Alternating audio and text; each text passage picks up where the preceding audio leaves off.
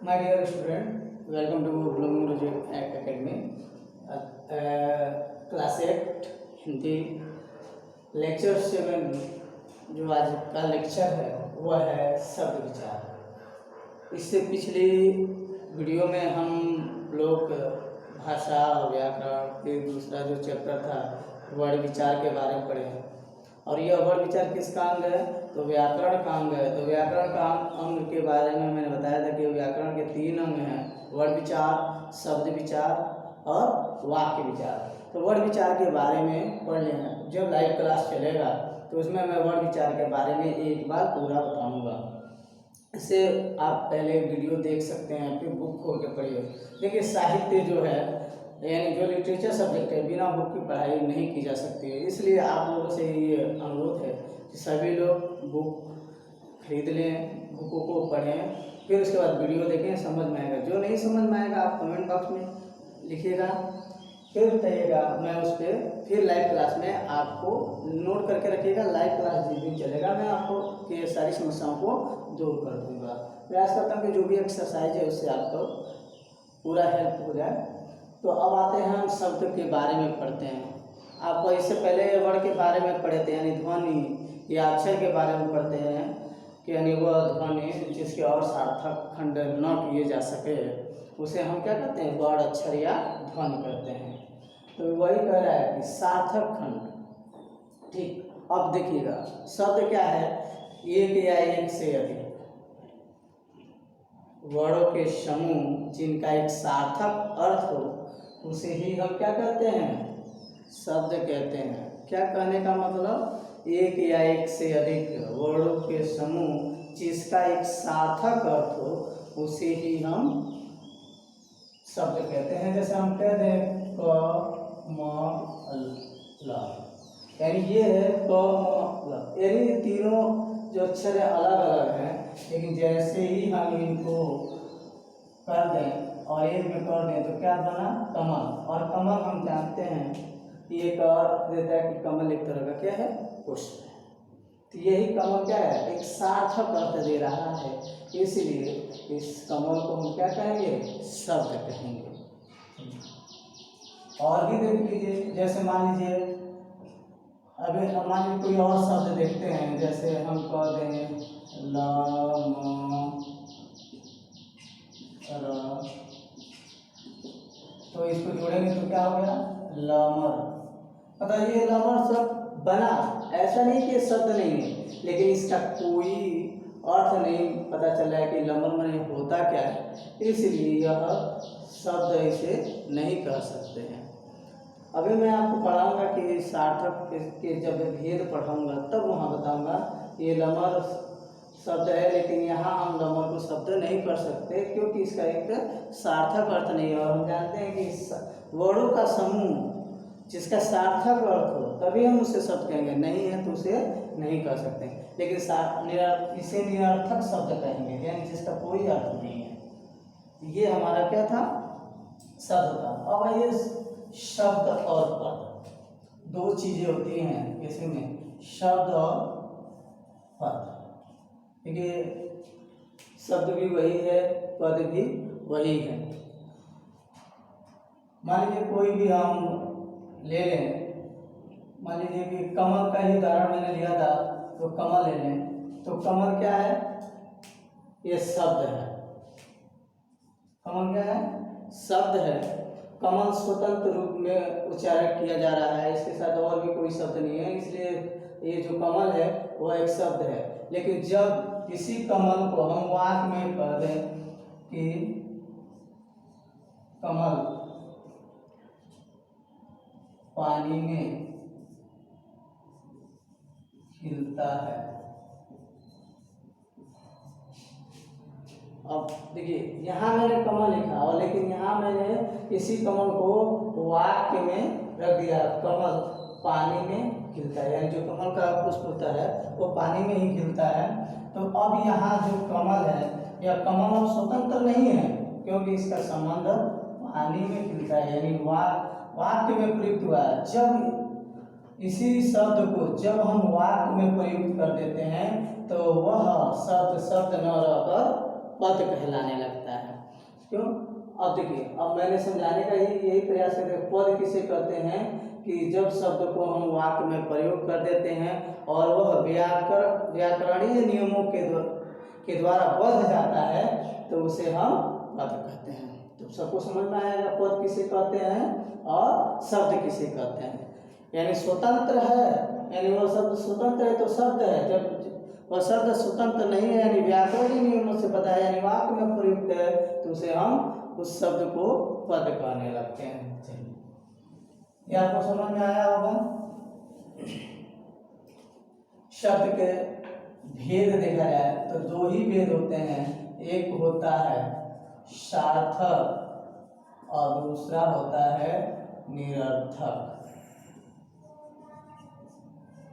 सार्थक शब्द किसे कहते हैं? जिसका कोई एक निश्चित अर्थ हो उसे हम सार्थक शब्द कहते हैं। जिस शब्द का कोई निश्चित अर्थ न हो उसे निरर्थक शब्द कहते हैं। जैसे हम अपने घरों में जब खाने बैठते हैं तो माँ से या बहन से कहते हैं कि रोटी वोटी लेते हैं, रोटी वोटी लाओ। यानी यहाँ जो रोटी है तो रोटी क्या है? खाने की एक वस्तु है और यह क्या है? सार्थक है। लेकिन यही रोटी लेकिन यह ओटी है वह एक निरर्थक का बोध करा रहा है। यानी इसका कोई मतलब नहीं, सिर्फ रोटी के साथ जोड़ लिया जाता है, लेकिन ये यहाँ निरर्थक है। लेकिन कभी कभी निरर्थक शब्द जब वाक्य में प्रयोग होते हैं तो भी अर्थ देने लगते हैं। यानी रोटी वोटी यहाँ कहने का मतलब यदि हमारा भाव होता है रोटी के साथ सब्जी या जो कुछ बना है उस समय खाने के लिए वो लेके आना, तो यहाँ ये रोटी वोटी कहने का मतलब ये रोटी भी सार्थक हो जाता है। लेकिन यदि हम सिर्फ शब्द भेद में देखें सार्थक निरर्थक परिप्रेक्ष्य में तो जो रोटी है वो सार्थक शब्द है यानी एक निश्चित अर्थ दे रहा है और रोटी है निरर्थक शब्द, इसका कोई अर्थ नहीं है। ठीक, ये आपको समझ में आया होगा कि शब्द के दो भेद हैं, सार्थक और निरर्थक। अब आगे हम पढ़ते हैं, ये आपको समझ में आया होगा, ध्यान से देखिएगा। अब हम पढ़ते हैं शब्द का वर्गीकरण। शब्द का वर्गीकरण, तो अब आते हैं शब्द का वर्गीकरण चार तरह से मुद्दा पढ़ते हैं। और भी एक दो है जो अलग अलग जो व्याकरण करता है उनके अनुसार है। इसमें हम पहला देखें तो पहला है उत्पत्ति या स्रोत के आधार पर। जो दूसरा है रचना, बनावट या व्युत्पत्ति के आधार पर, ये दूसरा प्रकार है। जो तीसरा है पढ़ेंगे वह है अर्थ के आधार पर, अर्थ के आधार पर। अगला जो है पढ़ेंगे वह है विकार, जिसको कह सकते हैं प्रयोग या जिसको कह सकते हैं रूपांतर के आधार पर। एक और है शक्ति के आधार पे पढ़ते हैं। तो अलग अलग मैंने बताया कि जो व्याकरण करता है उनकी पुस्तक में अलग अलग है, लेकिन आपके स्तर में इसी चार की जिक्र की जा रही है। उत्पत्ति के आधार पे, रचना के आधार पे, अर्थ के आधार पे और विकार के आधार पे। उसके कुछ नाम है जिसको मैंने यहाँ नोट कर दिया है। उत्पत्ति के आधार पर यानी जो इनकी उत्पत्ति यानी स्रोत कहाँ से वो देखा जाए तो जैसे पहला है तत्सम,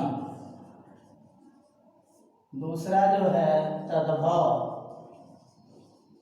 जो तीसरा है देशज या देशी, और चौथा जो है आगत या विदेशी।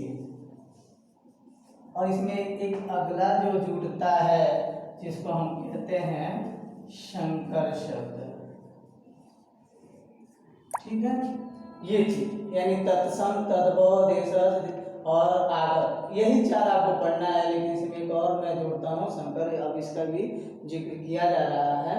लेकिन ये चार्ट बना लीजिए, जो पढ़ना है पूरी ये बताएंगे।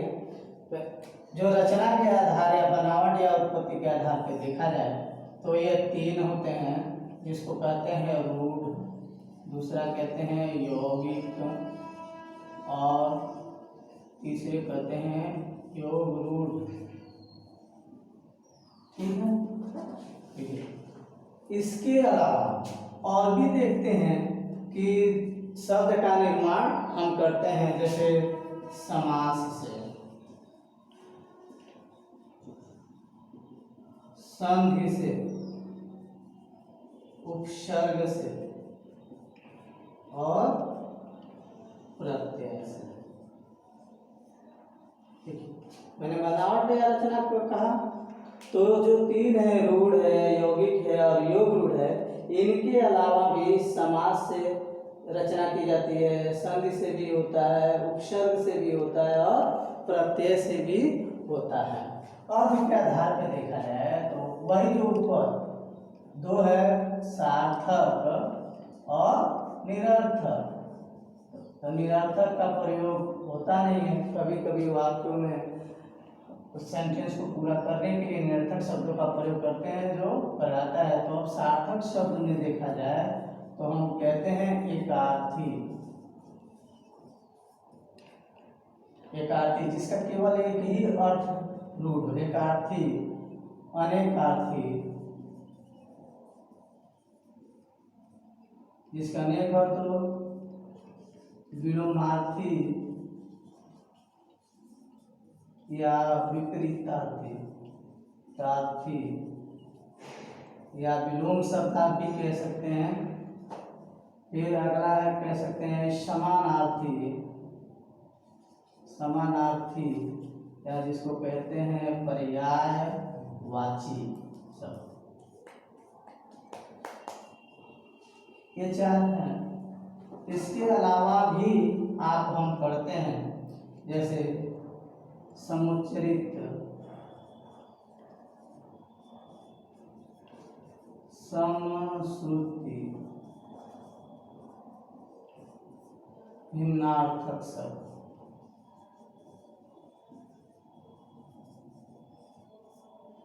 फिर आगे इसमें पढ़ सकते हैं, देखिएगा ये 4 हम पढ़ते हैं।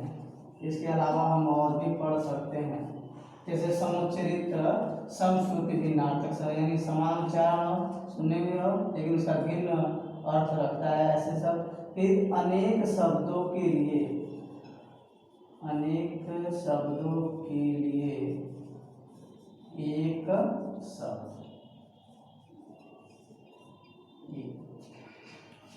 ये आप देख रहे हैं। अर्थ के आधार पर एकार्थी, अनेकार्थी, विलोमार्थी, जिसको विपरीतार्थी या अगला है जो समानार्थी, पर्यायवाची।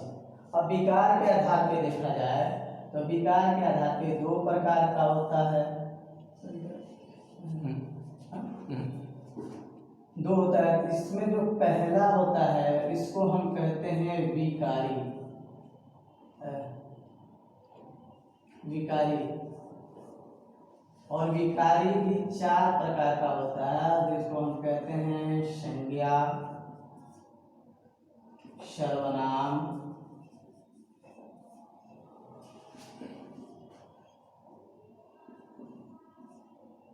क्रिया और विशेषण।